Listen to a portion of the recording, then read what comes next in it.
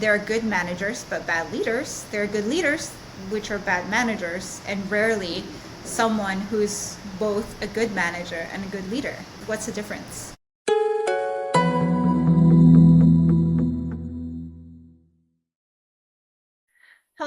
Hello. Welcome to the Revolving Change podcast, where we talk about creating lasting, measurable change in you and your team's business and career growth. I'm Joanna, a junior coach here at Revolving Change, and I'm one of the regular hosts you see weekly. Here with me today is our founder, George Lobel. AKA the analog dinosaur. Well, Revolving Change was a result of realizing that there is so much need out there for what's not happening. People are being fed information, they're being given some training, and then they're left loose without knowing how to implement, how to make it happen. And from my decades of experience with my teams over years in more than 23 countries and several languages, we've learned that implementing lasting, measurable change is the challenge. And that's what gave birth to Revolving Change, because change does not stop. It's revolving. It never ends. Yeah. And therefore helping, supporting managers, leaders, and entrepreneurs to implement, to make it happen. That is what our mission is. And our podcast is fairly new, so if you find our content valuable and want others to learn the same, please comment and share about our podcast so more people will see it. Also, the show notes are available for our core members. So if you want to download the show notes and you're not a core member yet, just click on the link in the description and sign up for our free membership.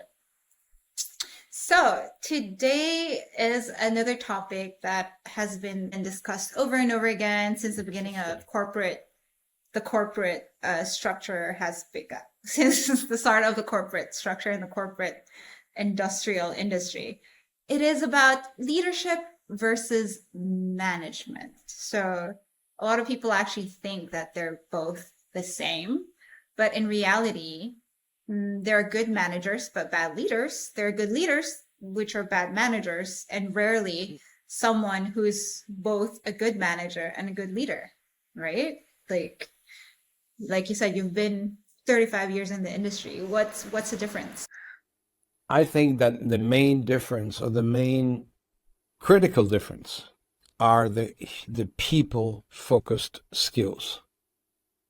You have communication in both. Communication in management is also the physical part. You have reports. Report is communication. It's physical, but it's static. You have a report gets to someone. It's information that needs to be processed, digested, and acted upon or not. In leadership, you're talking about how you're going to use the information, how you're going to communicate with the people, how you're going to use it to motivate, to correct, to give feedback. So there's, like, for instance, the skills of feedback and communication, of perception management, listening skills. All of those are mainly leadership skills more than management skills. But to be a leader, you need to have the feedback of your team. You need to have the feedback of your peers. You need to have the feedback of the market. You need to have the feedback of your stakeholders, being your customers, your suppliers, extremely important, your board members, etc. So there is no clearly mathematical answer to your question, but there is an overlap, and focusing on people skills is what the critical part in leadership. Okay, great. So that's clearly, from what you've said, I've clearly understood that leadership is more on people skills. And some of the topics like feedback, communication, and effective communication, they fall under good leadership, right? Now, what about good management skills? Yeah. Good management skills means you know how to confront problems, you know how to use reporting to identify issues. You understand how maintenance systems work when you're managing, so you are allocating resources to a workload. You're managing the resource in terms of the workload, adding workload or reducing resources, balancing your throughput, taking care of customer service records, ensuring that customer satisfaction the reporting is up to scratch. And that's where the manager is managing all the resources to achieve the results. Now, you could say, well, managing the human resources is part of it. Yes, it is indeed.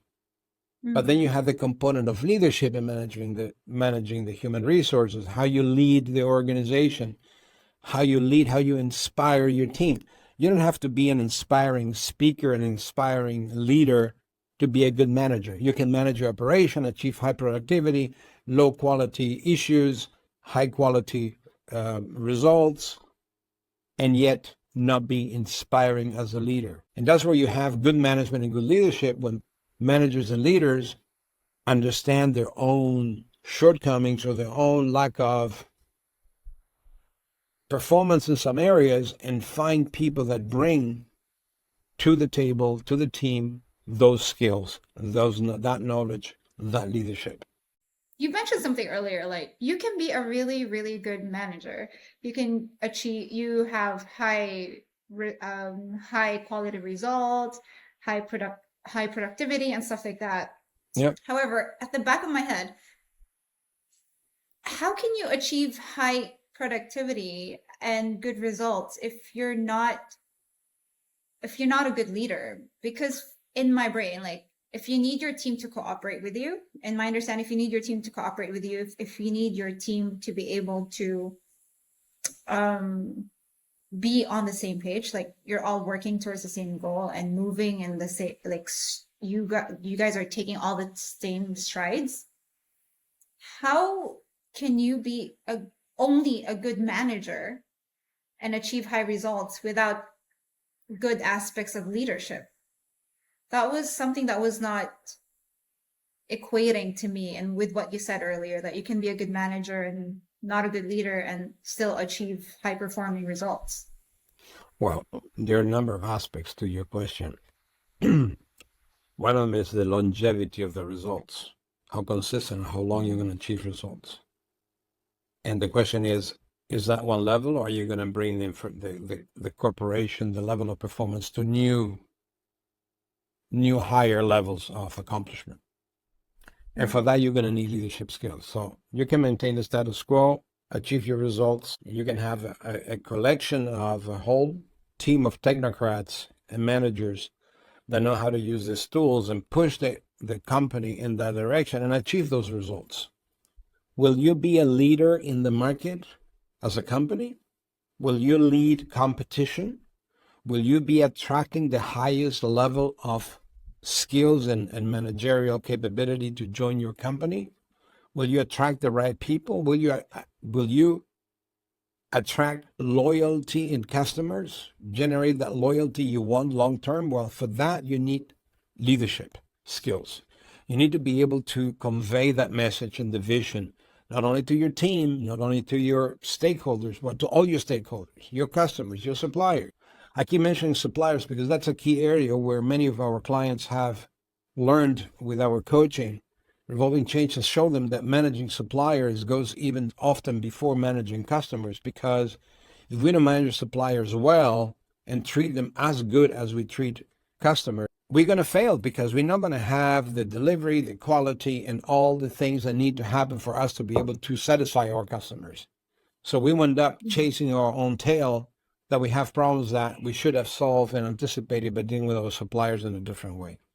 So going back to what is the difference between this manager that is achieving results compared to a leader, is that in addition to the results, the leader will enthuse people, will motivate people, will motivate all the stakeholders and drive the organization to new levels. I mean, you can look at managers, leaders that it's controversial and people may disagree, and, I love to hear from them. We can have a conversation. They can leave comments behind, or they can reach out. They can even join us for a discussion, have a podcast with them. I'd be happy to have a conversation with some of them if they want to.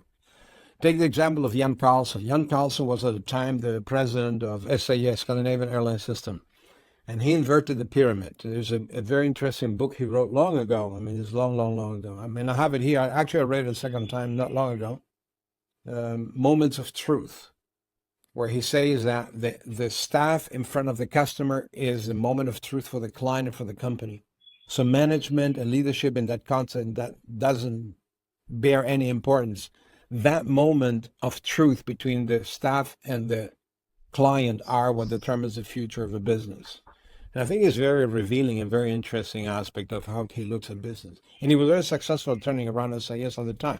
I mean, David Kearns, at the time chairman, president of Xerox, he said something super profound to me that has become also revolving changes. And at the time, other companies, or when I was a partner in philosophy, he didn't plan. He said something along the lines, I cannot quote exactly what he said, but he said, we don't plan for profits. And the whole world went like, what? This is a Fortune 500 company. He said, profits are the result. And which is our philosophy. We don't plan for profits. Profits are, we say, the consequence of having done a good job and having helped our customers, our clients to achieve lasting measurable change. So going full circle back to your question, that leadership, understanding the heartbeat of your market, understanding the heartbeat of your suppliers and your customers, of all your stakeholders, understanding how you're going to have the troops rally behind you, even in difficult times, and not just abandon ship like a rat. That is leadership. A manager would probably will have a hard time achieving that. Let me just try to summarize it and put it together in a few words. Oh, okay. Ooh. Like, so for example, what you're trying to say, a manager is really good with the technical parts of running the day-to-day operations of a business and achieve workload, processes, assessing risks, also managing the people, right? They have to manage people, right? But it's at a level which is functional, right? Yeah, functional, right. And then you have leadership. So leadership is people development. Leadership is more about people care.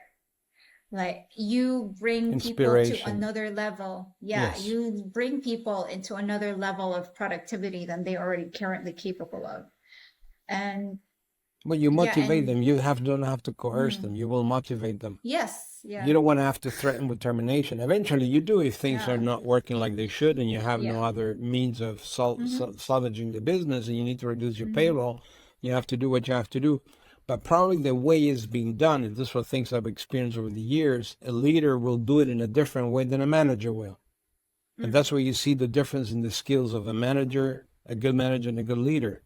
Both are going to achieve the same thing, but the kind of collateral damage is going to be much higher of one than the other. If you had two candidates before you, one is a good leader and the other is a good manager, and you can only hire one, who do you hire?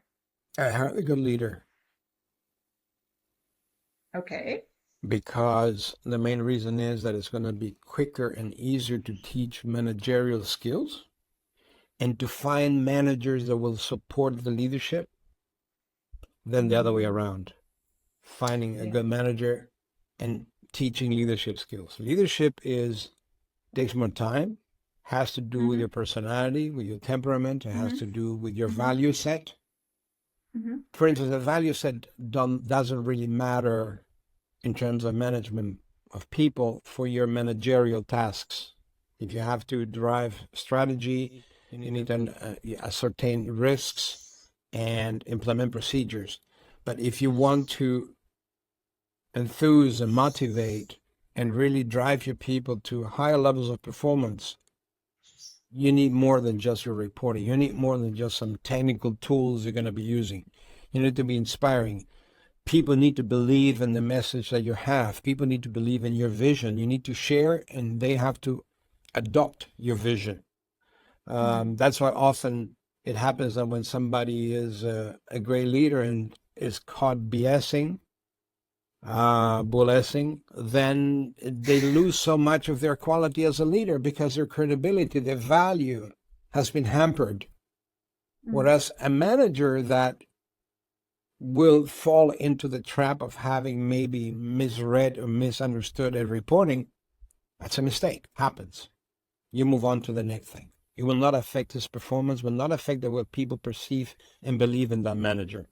A leader has a very much finer line to walk in terms of credibility, perception, how people will relate to this particular leader. Yeah, that's, well, Actually, I was expecting the same answer. Would you also say then to, because leadership skills are quite hard to develop, right? Is it possible as well that some people may never be able to develop the required leadership skills No, for no, some? I don't believe in that. The question is, Mhm. do you have enough centuries to get these people up to level, right? Yeah. Some people would take a longer time than others. I think everybody can learn leadership skills, but you need to have that right mindset, the right set of values. Mm. If you have a value set that you give people three chances, the third one is stroke and you fire them, and that is your rule, and I'm speaking for what I've seen managers do and leaders do, and that is the way they were managing. Well, you're not going to create a culture of confidence and trust by your subordinates when they know they only got three strikes, and the third one they're gone. So you're going to have people which are hesitant, people that will not volunteer, people that will maybe hide stuff. Mm. Whereas if you have a different culture, and I'm not saying which one is good or bad, because sometimes you need one or the other depending on the situation the company is in. So am I saying that all the time you need this people-driven, generous leadership style? No, sometimes you need to be a hard manager and do three strikes and, drive the company when you're at the edge of maybe going down the chute. You need some radical, tough management, right?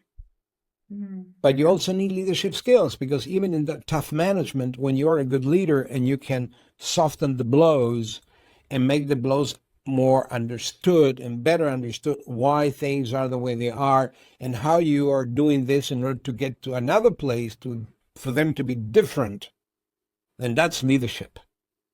And that is what Mm. people will appreciate. When I say people, I mean the Yeah. employees, the peers, suppliers, customers, all the stakeholders. Yeah. Yeah. Yeah. But some people, Sorry. I mean, I will elaborate on another point.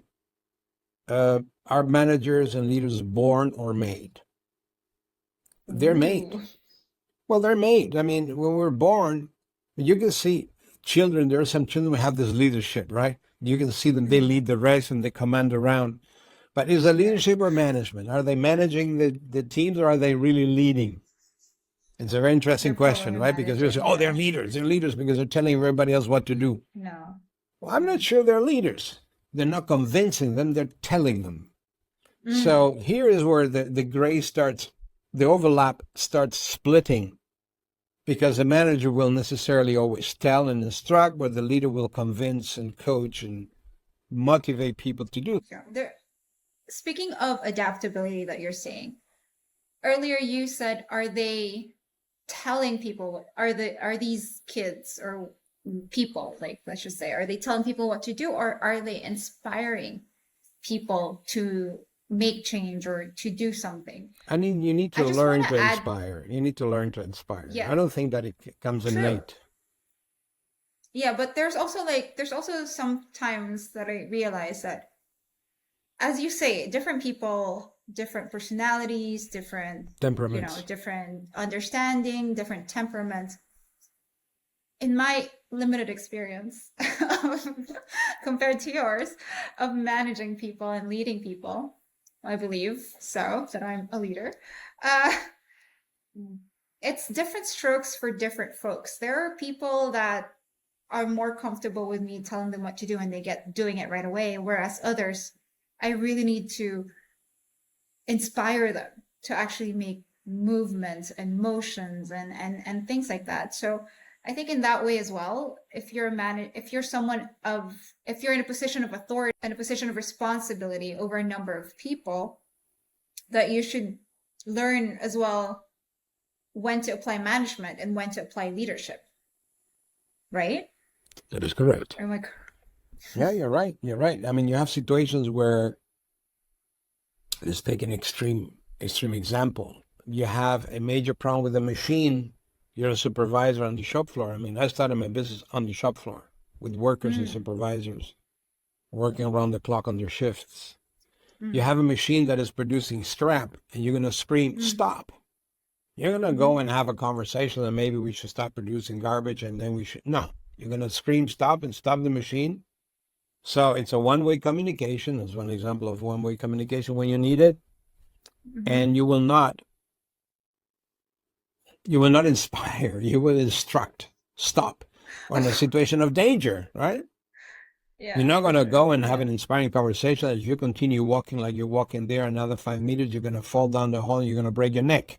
No, you're going to make him stop right there. All right. So, Yeah. yeah, both are needed. And I think Right. that this brings us full circle back to a comment I made earlier, that it is the ability of a leader and manager to choose the actual skills they're going to apply for this prevailing circumstance. In some circumstances, you need to be Mm. assertive, short, maybe even aggressive to stop something. Mm. And sometimes you're going to use a lot of persuasion and motivation to convince people. Now, you said another point, which is very Mm. interesting and very important. Some people like to be told what to do. Yeah. Well, we all like to be told in a way what to do, but the question is often how we are told How? what to do. Yeah. And the inspiring way is a very gentle, effective way, and is the one that is known to work long-term best because it's going to make people grow. The Mm. other way is sometimes, yeah, some people don't want to grow, don't want to learn. Fair enough. There is a pyramid. In that pyramid, you have at the bottom people that like to do their job, and at 5 o'clock, they punch the car, they're out, Punch and up. they're out of the business, and they don't want to hear about it. And that's fine. That's fine. They Yeah. have their good right, and they're not to be put down for that.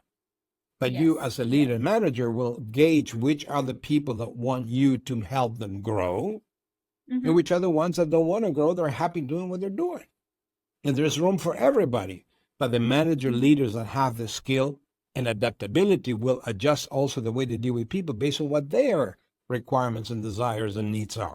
There's one thing that I'm curious about. If you're an entrepreneur, which one is more important for you to have? Leadership. Still Any time of the leadership. day, any day of the week. Because management, Leadership. I can hire more easily a good manager. Mm. And I can easily, I know it's hard and it's not necessarily good leadership, but replace a manager that can replace a leader. A leader will develop very strong bond and rapport with his people, with the community, with the board, with all the stakeholders. Leadership includes, assumes a good bonding and rapport with people. Managers ideally also, managers should too, but a manager needs less as a manager is focusing a lot on systems, on system elements, on operational progress. I'm not suggesting that a leader would ignore operational progress, not at all, not for a second. But a good leader will probably be supported by a team of managers that will feed and support with that information and with those skills. Mm. And over years, it's, with all due respect, I think I found it myself easier to learn how to use a report, especially now that technology keeps changing. You have new tools, you have AI tools, you have all kinds of new help to manage, but my leadership skills remain the same. I still need to communicate with people. I still need to motivate my people, regardless how many AI tools they're using, which in our case we hardly use any, but we use very few. Yeah. We still need to have the people skills. Still need to communicate. We also need to motivate, enthuse each other.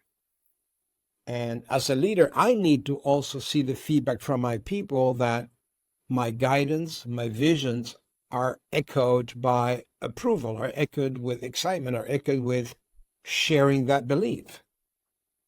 And those skills take a long time to develop, more than a managerial skill. Mm. Hence, Yeah. in So formal leadership. education, you learn more managerial skills than leadership skills. Yeah. Yeah. Yeah. So leadership is really something that's hard to even teach. I do believe that when it comes to leadership as well, lead by example is one of the best ways to teach it. You can't just say what leadership is or this is what you need to do, but people actually seeing you practice leadership while you're teaching them about leadership is very, very important as well, because it's a concept. Like it's not so well defined and the line, it's not so Well, well you hear me defined. say, It's do sometimes a what I say, concept. don't do what I do, right? You hear Yeah. me say that. That's bad leadership, right? I'm saying, don't follow my lead, do what I'm saying, don't do. I'm saying, that's a manager, me saying, do what I'm saying you should do, don't do what I do. because I'm not giving a good example. And you know examples of that where I have said that. I'm aware of Yes. that. I'm very conscious of it. Yeah. At least you're very honest with yourself. So Oh, I I am. guess I think I am. Yes, being a good, for good and for bad. But then you have the people yeah. that will say we need to lead by example. And what do they Mm. do? They lead by example, but the example is a poor example. Their values Oh, are not wow. what they should be. Yeah. They're not delivering quality to customers. We are lying to customers. Or so we are not, but people are lying to customers. They're pretending things which are not what they're meant to be. Mm. Well, they're leading by example, but this in this case is By bad leading leadership, right? bad But example. they're still Leading by leaders. bad They're example. still leaders and they're leading by example, All but they're right. leading by bad example, right? Okay. Yeah. It's okay to cheat a customer. No, If it's I, as a not. leader and manager of a business, show that and say it and behave that way, I'm Question. leading by example, and I will have to anticipate that my people will do the same thing. Oh, that's pretty bad. Oh, No, yeah. maybe not. Maybe that's what they want. Some people do that. Oh, okay. Well, look at All our right. industry, what's going on in our industry. Without going into names, because I will not dare, but look what's Yeah. going on. Yeah. There's a lot of that going on, There particularly is since a COVID. lot. Yeah. Yeah, because online learning became a thing. People were trapped in their homes. Yeah, so yeah, a lot of those Take a happened. A soft lot of drink those and are change still the label going. on it and just market it again. It's the same thing. Yeah. Rename it, relabel it. Yeah. Yep. Get that. All right. That was a very, very juicy conversation about leadership versus management. I'm sure there'd Now be people that let's, disagree with me, and I'll be oh, happy yeah. to hear their comments. Yeah, just comment below. We're now going to move on to the section of our podcast where we offer practical advice. So I have two questions here today that Uh-oh. real people have actually asked. You're gonna put me in the And hot seat again? oh, yes, for sure. All right. So Let's have them. this one says, I'm the mean assistant manager. Help. So it says here, I was recently promoted and also switched location at a high-end gym. I'm the new assistant manager. When I arrived at this new location, I found that many things were not meeting expectations. And by that, I mean everything was on fire. I found out from the other people at the company that the old assistant basically let everyone get away with murder. Everyone showed up 15 to 45 minutes late to their shifts without consequences. Patrons were being allowed to do things that not only actively lose the company money, but also put people's health at risk. I came in a little hot trying to fix everything, and while things are running smoother, everyone hates me now. I'm not in this business to be liked, but eventually the manager came to me and essentially said everyone, including workers, patrons, etc., had complained about me. In general, I'm a pretty empathetic person, but it's hard for me to stand by when people are doing things that frankly are outright ridiculous. I've consulted with people at other locations and have been told that our particular location is underperforming and has had a bad reputation. But I don't want people to think I'm scary, mean, or unapproachable. We've had a handful of people quit since I've started. What do I even do? Wow, that's a mouthful. Being a good manager. So this is like, the Yeah, he's a good age-old manager, argument. and Yeah, being a good his manager, but leadership being skills. hated. Yeah. I can see the painting on the wall. And actually, I Oh, remember yes. me with Brigitte. Brigitte was one of my staff. This was long back. And I remember she complained to my boss, and my boss called me in Bruce, American. Our office was in Paris at the time. And he said, he used to call me George and Jorge. George, Brigitte complained. I mean, she said, and she had a complete shopping list, Wow. an ish shopping list of all the things she didn't like about the way I was managing. Uh-huh. And Bruce asked me, he said, what do you say to all this? And I say, are you happy with the results? He said, yeah. He said, well, then I say, tough-ish. Mm. Mm. More like, because I had no leadership skills. Zero. Zippo. Mm. None. Mm. To me, it was Mm. about getting the job done, period. Achieve our objectives. And while that was good, that was not enough. And that was the beginning of me learning leadership skills, understanding, first of all, that I had room to do better. Number two, I had to start learning to take into account the way I make people feel and the way I'm managing. Because the way I'm managing and make people feel, that leads into leading them or not leading them. Those people that quit were not being led, but maybe the people that quit was good they quit. Maybe it was good they left. Maybe they were the rotten apples in the box. I don't know. So maybe it was a good thing. Now, if they quit and they were the good people, he should have probably fired them earlier. Good management, right? But I think it's a process. This manager, and then how to fix it now is going to be not as easy, but it can be fixed, of course. But I think is, first of all, recognizing that he's not liked. Okay, so telling people that he acknowledges and understands, if he does. If not, he should come and give him a call. I can spend a bit of time with him and give him a few one-on-one hints, for free, of course. That he should tell his people that, first of all, acknowledge them with their feelings. That's point number one. I understand you all don't like me. You despise my this, my that. You dislike what I did here, what I did there. Yada, yada, yada. The whole shebang, the whole story. So establish a level playing field. The next step is agreeing expectations. A famous topic. Get from them the expectations they have from me as their manager, so hopefully becoming a leader, and I will voice my expectations I have from them, and I will give them the opportunity to commit to fulfill or not the expectations. So I would say, to take a simple example you mentioned, my expectation is you're all going to be on time to work. Do I have your commitment that you will? Yes or no? Because if the answer is no, we need to understand why not, and we need to understand whether we can accommodate that or we cannot. Because maybe one person says, well, I cannot because I need to deliver my children. I'm a lonely mother. I have 2 children. I have to deliver into kindergarten, so I cannot do. I think it's a valid reason why. It's not just a person goofing off.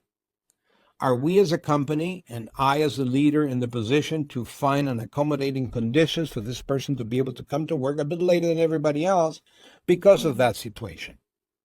As a good leader, I would. Maybe as a less good leader and a good manager, I might not.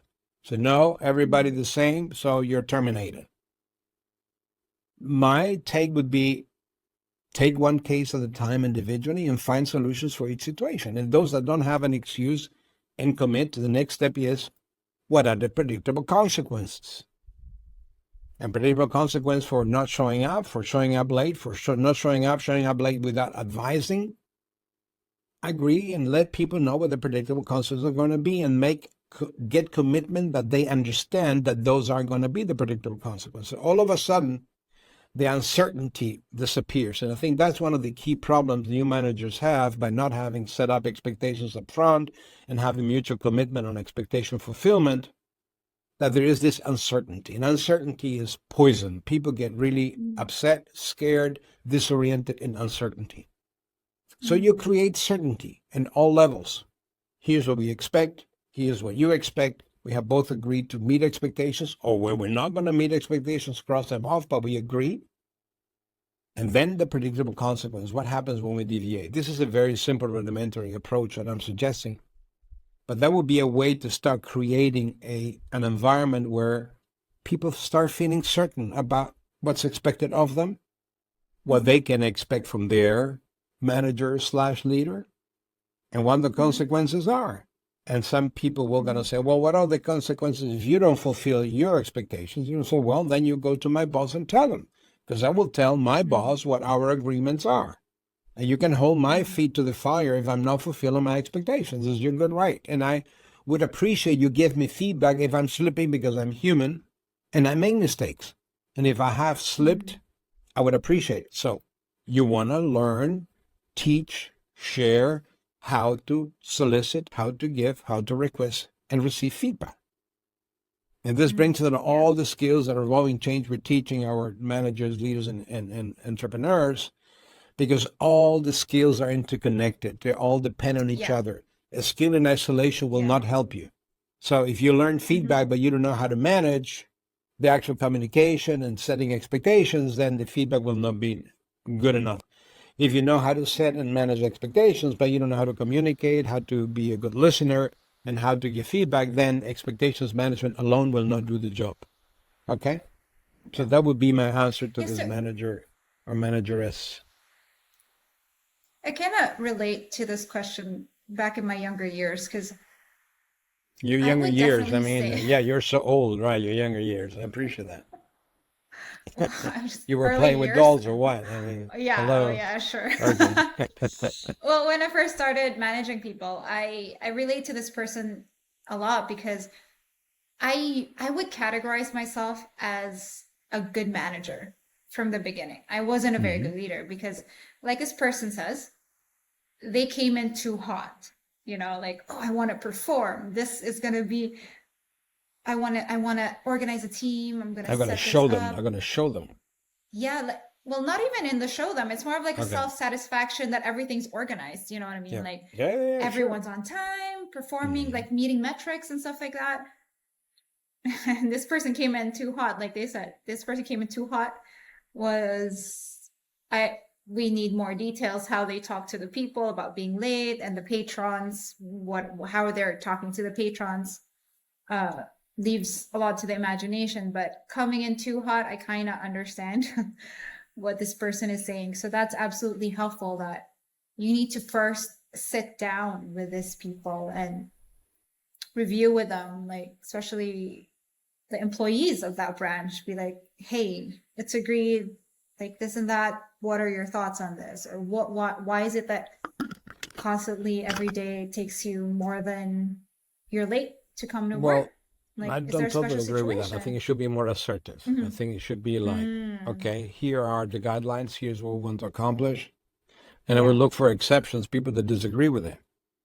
Because what I would suggest to this manager is you use this as the platform, the foundation from there to become a leader.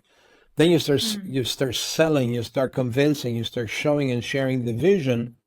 Well, we have the worst reputation in the company as the worst place. And mm, here are the metrics mm, that show that. Here are the mm-hmm. opinions that show it. I believe we could be the best. What do you all think? And now we're starting now inspiring my people Yeah. not to be the worst anymore and to start working towards becoming the best. Yeah. But you need to have this healthy balance, and we're back into the beginning of the conversation between management and leadership. You're going to Mm-hmm. still need a lot of managerial skills, which you said you already had, combined with leadership skills. But you still need them, the very soft approach, like, well, let's all get together and have a cup of coffee and talk about this. Well, Yeah. not when the ash is hitting the fan and it's cracking up and falling apart into pieces. No, then you need to be assertive, you need to be managerial, you need to Mm-hmm. drive the resources while opening Mm-hmm. certain venues and doors to start the dialogue, to start showing I care about you, I care about what you expect. Let's talk about what we expect from each other. Let's make sure we go somewhere where we are from where we are today, a better place. Mm. That's actually a very good approach. Like showing, inspiring people. I never thought of it that way, to inspire people like, hey, we're the worst. We're actually the worst among all of the branches. Are you guys satisfied with this? You know? Like, Well, I know we can I do would have, better. I've seen you all yeah, now all for a week. I know we can do better. All of you can do better. And all of you will yeah. be proud. So I appeal to the pride of people, right? Wouldn't you be proud not to be the worst and to start working towards becoming the number one? And then Mm, maybe 6 months later, so let's make a goal. When are we going to become number one and start working towards the number one goal? But that's not okay. just managerial. You need to be inspirational. You need to guide your people. Yeah. You need to Mm, motivate them. So you need to be a leader, yeah. right? Yeah.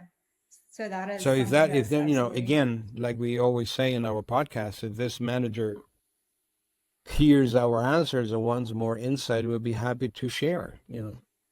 yeah. Just message us. So the second question that I have today is not really a question.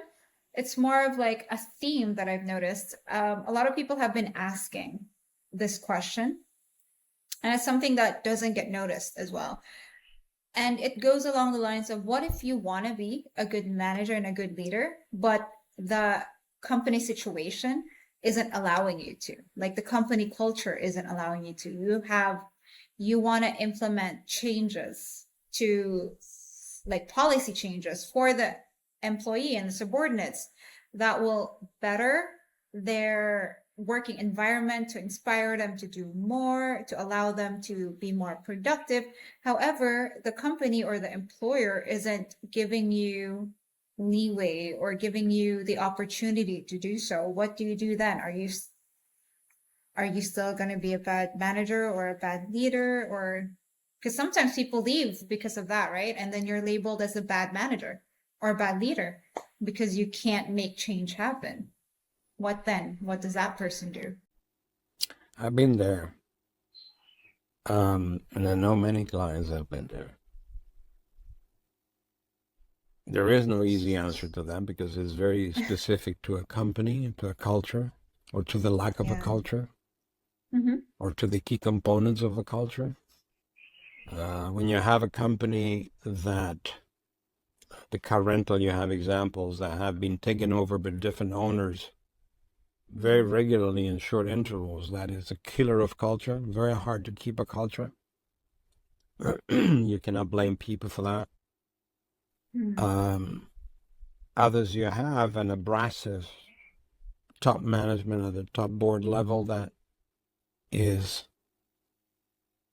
percolating down certain goals and objectives, and there's no room to actually, there's no flexibility on how to make those work. They already give you the menu. This is what you're going to do. There's step 1 to 10, execute them. So they're asking to be a manager, not a leader.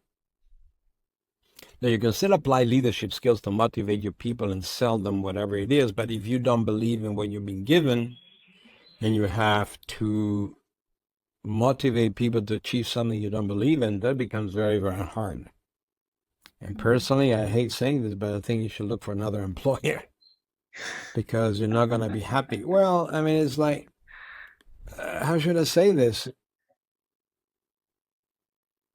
If you work as a prison guard and you don't like the procedures on how prisoners are treated in terms of safety and security, you're going to just go and change the procedures. Say, well, I would like to be nice to them and I don't like them to, because you're probably going to get killed, right? And, it's going to be a mutiny. It's going to be a disaster. So sometimes you can't, even if you want to change it. It depends on the culture, depends on the industry, depends on the circumstance. When you have values that do not match your values, and I would start by that and leave it maybe at that, you have to make a decision because values are the foundation. If you want to join Revolving Change, you don't believe in people, you're not going to be happy working with us. And we're not going to be happy working with you because we believe in people. Massive. That's actually true. Wow. Today's discussion is very very important topic. Feels so, if I was listening and I want to level up in my management and leadership, feels like, wow, it's so heavy. There's so many things that I need to do and need to be in order to be a good manager and a good leader, which I'm not a good manager and a good leader. I'm not. I'm not. I'm learning every single day. I learn from you. I learn from the rest of the team. I learn from my clients. I learn from all the reading I do. Things have also changed over time. While I need to be good at giving and soliciting and receiving feedback, the topics about that we give, solicit, and receive feedback have changed. Gender has become a critical issue today, which wasn't when I was younger, because gender, nobody cared, right? Women were less important. Today, we are conscious that we're equally valuable, equally important. So there are a number of issues that were not issues at the time, they're issues today, but the skills that I need to address those issues are the same. But it's very revealing. So no, I don't consider myself a good manager, a good leader. I'm learning all the time. And I think that that's what inspired me at this advanced moment in my life to start a new venture with young people. And you're one of the senior coaches or more junior coaches, and you say junior, you're not junior anymore. Well, I'm very junior. They are more junior than you. Yeah. And it's, there is a certain lack of experience in a way compared to my experience, but there's always going to be because I'm ahead of the pack. That's one of the things that one of our coaches, Roel, was saying the other day, which actually I need to share with him and my feedback with him, what he said that that I'm above. He was praising my skills and my knowledge, and I want to take issue with that. And this goes back to management and leadership. I'm not above. I'm ahead, but I'm not above. We are all at the same level. I'm just ahead because I'm being around longer. I have more experience, but I'm not above because you all have a lot of experience and knowledge and wisdom. You have your own culture, which is different than mine, which I respect. We all working not in our mother tongues. I'm working on my third language. You're working on your probably second, third language also. Most of us are. That is a challenge, and we're meeting that challenge very, very well. And we can work in different languages, which not everybody can, but that means also we are receptive and sensitive to cultural differences. Hopefully. I hope we are. Yeah. Enough. Yeah. I dwelled on that. So, yeah, from today's podcast, I learned, we always have to, not we always have to, we always learn something new. Today, I really understand the importance of leadership and a combination of management. One is not necessarily better than the other, but each one is needed in order to successfully lead a team, in order to successfully grow a company, in order to successfully, level up whatever you do in life. It's not, you even need to learn how to manage and lead yourself. That's one of the... Oh, absolutely. And that's not the easiest of all. That's not the easiest. Oh, no. Especially in my case. That's the hardest thing. No, me too. Like managing and leading yourself is one of the hardest things to do. Wow. Yeah, because we have a tendency to always look and put our fingers elsewhere, right? Like I said often when I'm coaching change, and everybody says, "Yeah, we need to change," but start elsewhere. Don't start with me though, right? That's the immediate reaction. Change is good. Also, the honesty for everybody else. Also, also the honesty within yourself to be like, I'm like this. The objective evaluation is also not there. Sometimes, we're blinded to some let me things. take issue with the word objective because we're never objective. We're always subjective. But understanding that we're being subjective about ourselves makes us more objective, right? Ooh, okay. Something to think about. Yep. All right, for everyone listening today, I'm really curious if you could comment below or send us a message. What percentage are you of a leader, and what percentage of you are you of a manager? I'm curious to see like the subjective self-evaluation of who you are. Just comment below. How many percent are you manager? How many percent are you a leader? And what challenges do you have, and what do you want to do? Do you want to improve your leadership? Do you want to improve your management skills? That'll be interesting to see. And like Jorge was saying earlier, if you want to engage in a discussion with us, feel free to message us by contacting us through our website. Just go to our About page on www.revolvingchange.com. And I want to remind everyone that show notes are available to our core members. So please do sign up and become part of our core membership, because you'll also receive newsletters where we talk about upcoming launches, upcoming live Q&As, where you can also join in, submit your questions, and the practical aspects of management, leadership, entrepreneurship that you want Jorge to, not just Jorge, but the team of coaches we have here, comment on for you and provide insight. You get that for free on our Q&A. Yeah, it's important. These are people. That membership is still free. It is still free. Like Jorge said, this is a new venture. We are in the business of helping people, and and earning from that is actually a consequence of being good at what we do and with helping people. So please join the free membership and come join us next time for a conversation. And maybe you'll be on this podcast with us next time. Also, please tune in because our next episode is about communication. A lot of arguments that arise from miscommunication. Wow. In fact, Jorge and I often have heated discussions because of communication. So if you experience the same And guess thing, who wins? And guess who wins? yeah, let's leave it to them to answer. Tune in to the next episode to see who actually wins in And let's see heated if discussions. Joanna's still on the payroll by next week, then. Oh wow. Let's see if I'm just kidding. I'm just kidding. I'm just kidding. yeah. She All will right. be. Thank you Let's see so if I'm still on the payroll. Let's see. Well, let's see. Just come on to the next episode to find out who lasts if Thank you, we're both Joanna. still here. Thank you very All much. right. Good Thank you, job. everyone, for listening. And please tune in next time. Goodbye. Bye for now.